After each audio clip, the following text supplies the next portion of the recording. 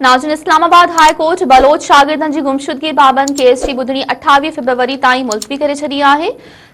Justice Mohsin Akhtar Kayani case जी ॿुधणी कई। निगरान वज़ीर आज़म तलब करण बावजूद पेश न थियो, जंहिं ते अदालत फ़कावर जो इज़हार कयो वियो।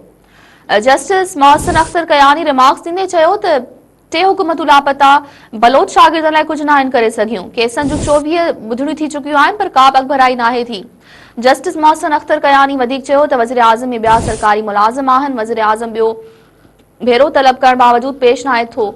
छा ऑफिसर कानून खां मथां आहिनि?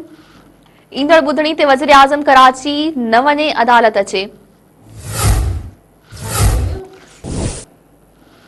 नाज़रीन, अवांखे हिकु भेरो ॿीहर अहम ख़बर ॾियूं पिया त इस्लामाबाद हाई कोर्ट बलोच शागिर्दनि जी गुमशुदगी बाबति केस जी ॿुधणी 28 फरवरी ताईं मुलतवी करे छॾी आहे। जस्टिस मोहसिन अख्तर कयानी केस जी ॿुधणी कई। निगरान वज़ीर आज़म तलब करण बावजूद पेश न थियो, जंहिं ते अदालत तरफ़ां कावर जो इज़हार कयो वियो। जस्टिस मोहसिन अख्तर कयानी रिमार्क्स ॾींदे चयो त टे हुकूमतूं लापता बलोच शागिर्दनि लाइ कुझु न आहिनि करे सघियूं।